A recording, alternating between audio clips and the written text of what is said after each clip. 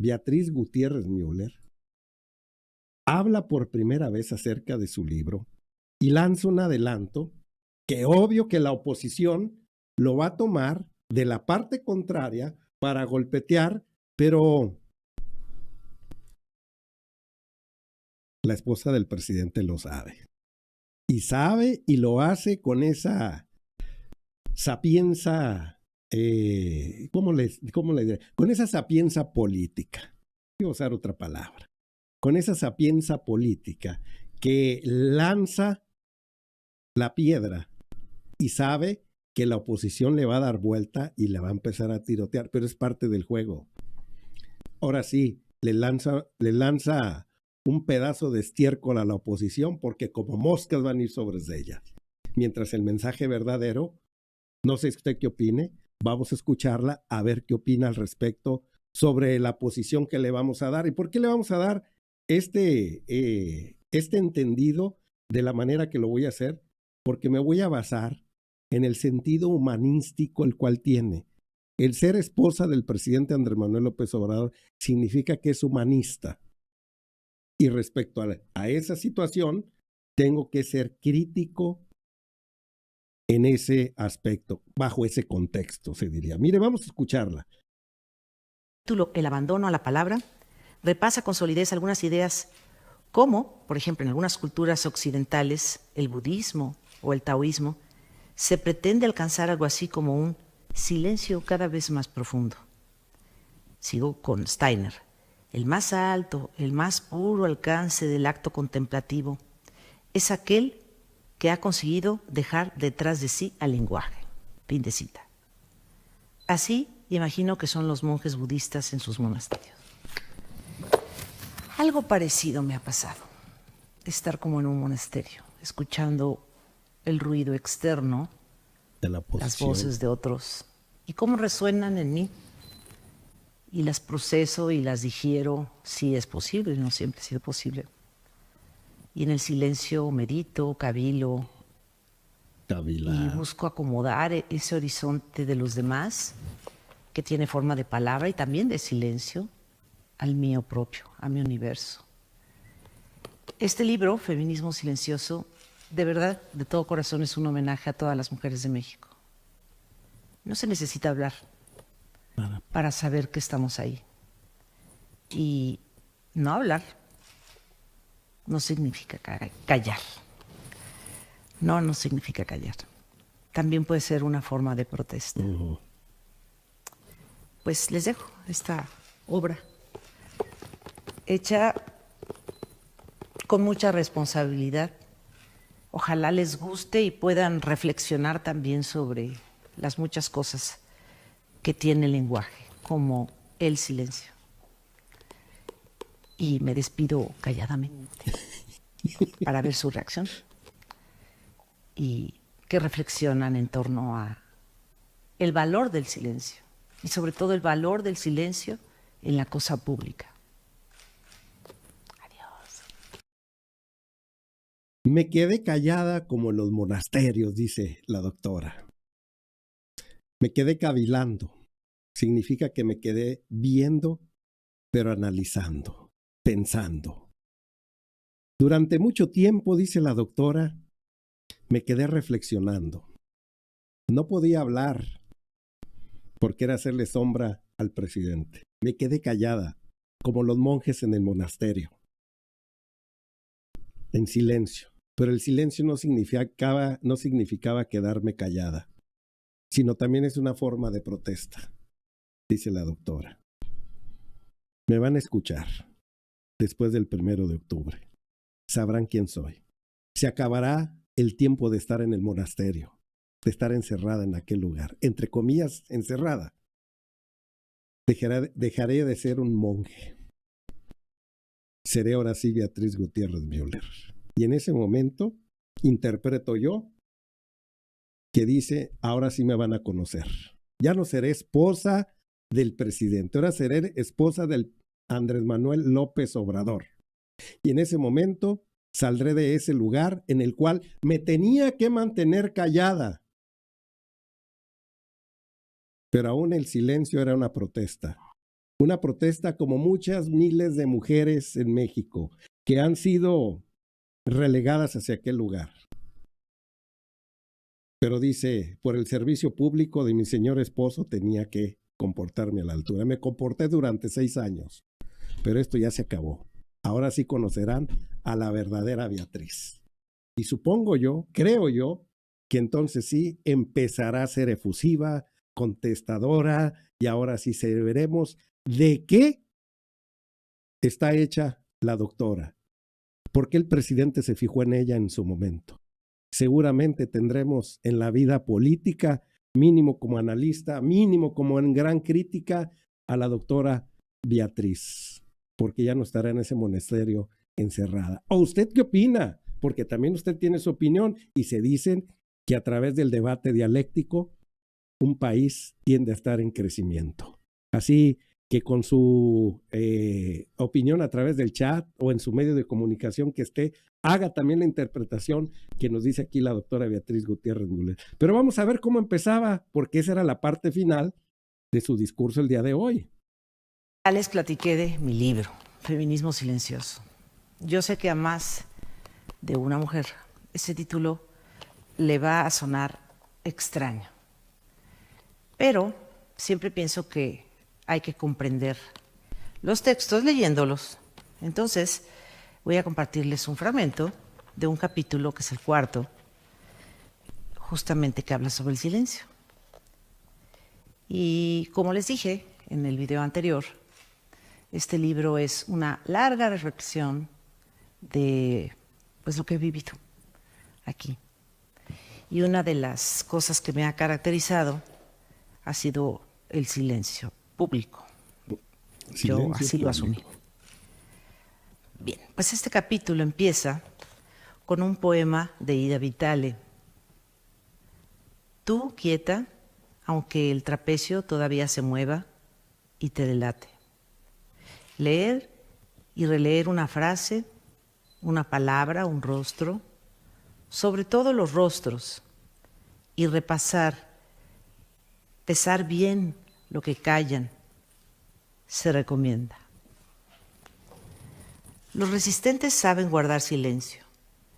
Se piensa que debido a la gran cantidad de opciones de comunicación que tenemos hoy y al rápido progreso y cambio de la tecnología, el silencio se ha diluido. Las redes sociales son enaltecidas y en general, quien hace uso del Internet puede romper el silencio. Frase carrasposa que leo a menudo y que se presenta como la voz de alguien que se hallaba en mutis, aguantándose, y de pronto a raíz del desespero por expresar lo que le ahogaba, de manera casual, lo hace en público a alguien que lo divulga o lo confiesa en su cuenta o perfil, y fue algo así como una liberación. Hablar no significa romper el silencio. La reserva no equivale a no hablar o a no querer hablar. El silencio es tan hermoso que amerita ser cultivado y gozado. Es a la vez un gran y constante salón de clases. El que lo guarda, lo observa y lo aprende, se limita. A Aristóteles se le atribuye el viejo dicho: cada uno es dueño de su silencio y esclavo de sus palabras.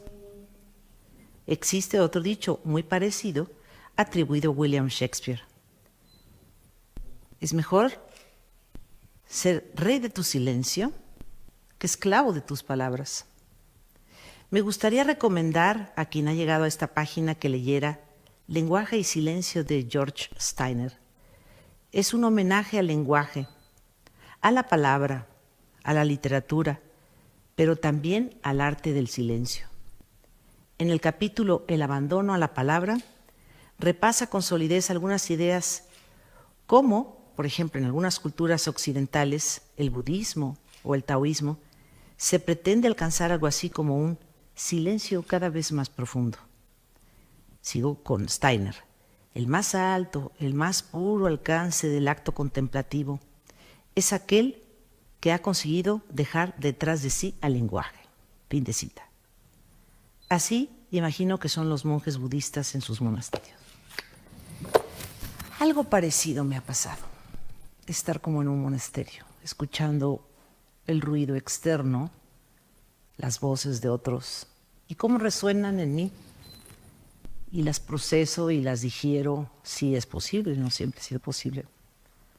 Y en el silencio medito, cavilo y busco acomodar ese horizonte de los demás, que tiene forma de palabra y también de silencio, al mío propio, a mi universo. Este libro, Feminismo Silencioso, de verdad, de todo corazón, es un homenaje a todas las mujeres de México. No se necesita hablar para saber que estamos ahí. Y no hablar no significa callar. No significa callar. También puede ser una forma de protesta. Pues les dejo esta obra hecha con mucha responsabilidad. Ojalá les guste y puedan reflexionar también sobre las muchas cosas que tiene el lenguaje, como el silencio. ¿Qué opinión le merece el mensaje que nos acaba de mandar la esposa del presidente? Estaba como en un monasterio, en silencio, pero el silencio no significa callar, sino es una forma de protestar. Estuve como los monjes, cavilando, pensando, reflexionando durante mucho tiempo, porque el servicio público así me lo decía. Mi esposo era presidente, no podía yo salir a hacerle sombra al presidente. Pero el 1 de octubre ya no lo será. Ahora conocerán a la señora Beatriz, a esa que se la pasó 6 años aprendiendo, reflexionando, pensando, y en ese momento veremos por qué el presidente de la República no la escogió, porque se oye ya de manera peyorativa, se oye de manera misógina. Pero cómo el presidente decidió que fuera su pareja, que fuera su esposa. Vamos a conocer a la verdadera Beatriz después de ese 1 de octubre. ¿A usted qué opina? Su opinión es una de las más importantes en este momento. Y ya para despedirnos, vámonos rápidamente porque hace unos instantes nos llegó esta información. Resulta que Álvaro Delgado, este gran periodista, nos manda esta información hace unos segundos y nos dice: el Tribunal Electoral del Poder Judicial de la Federación multó con 32,000 pesos, 32,000 pesos, en su momento le decía a Noroña psicofanta, le decía a Epigmenio Ibarra esperpento, le decía al presidente Ladina, a Xóchitl Gálvez, por llamar narcocandidata a Claudia Sheinbaum Pardo. Recuerda usted muy bien aquel segundo debate en el cual constantemente reprimía, injuriaba a la hoy electa candidata a la presidencia de la República, llamándola de esa manera, de una forma visceral, sin tener prueba alguna, sino simple y sencillamente para llamar la atención. Por eso nos extraña cuando dice que el presidente de la República tuvo injerencia en la contienda electoral, que el presidente de la República se burló de ella, que fue violento con ella. Pero no hemos visto que ella se critique a sí misma por su violencia mentirosa, porque mínimo el presidente lo único que hacía era describir a la candidata, presunta candidata, porque cuando el presidente hablaba de ella todavía no lo era, presunta candidata en su momento, de su manera de accionar. El presidente simplemente describía lo que era, lo que veía, y eso no es ningún delito, eso no es hablar mal de las personas, eso es describir, y si ellos en su andar andan equivocados, pues uno lo que hace es describir su equivocación. Eso no significa que uno hable mal. No, uno describe sus andares, sus acciones. Pues el Tribunal Electoral multa a Xóchitl Gálvez, y es una cantidad para ella insignificante, pero para nosotros muy significante, no la cantidad, sino el hecho como tal. Que ellos sí pueden injuriar a la gente, que ellos sí pueden menospreciarla de esa manera, ser misóginas, ella sí puede, mientras cuando a ella las tocan, la rozan con el pétalo de una rosa, pues se sienten a veces, pues se sienten violentadas.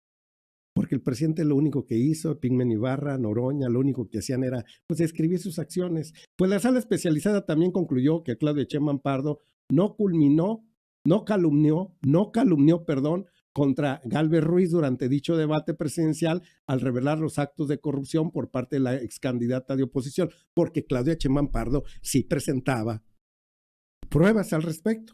Y lo que sí no hacía esta persona era eso, no presentaba prueba alguna.